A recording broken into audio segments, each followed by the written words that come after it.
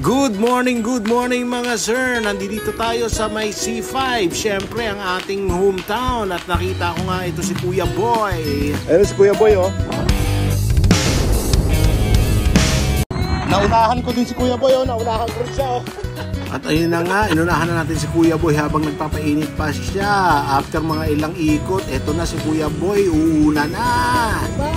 Ayun oh. Nauna na.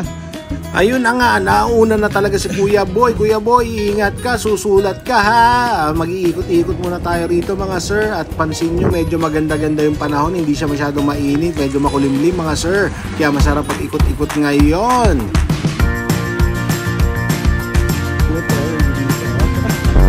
Pahinga na tayo mga sir. Good morning sa inyo. Dito na tayo sa tambayang malupit. Ano, lumabas din oh. Lumabas din oh.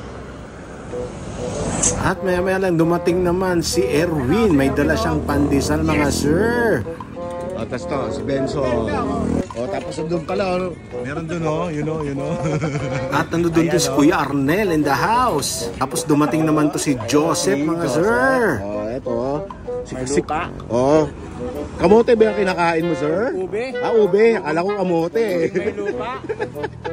Kukuha lang. Ube.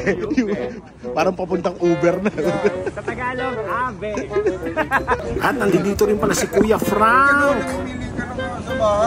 Hindi naman pare-pareho wala. At umuwi na rin si Kamote ay si SL Pitik pala si Sam. Tapos maya-maya lang nakita namin yung e-bike ni Fe. Flat mga sir. Ano naman oh. Ano mo flat na sir oh.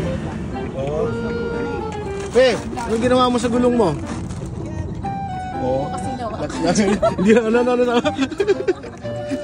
Dapat hawakan mo para tumigas. At buti na lang meron tayong dalang portable inflator mga sir. Ayan, bubombahan na natin yung gulong ni Fe kasi hindi niya hinahawakan kaya lumalambot eh. Ayan na.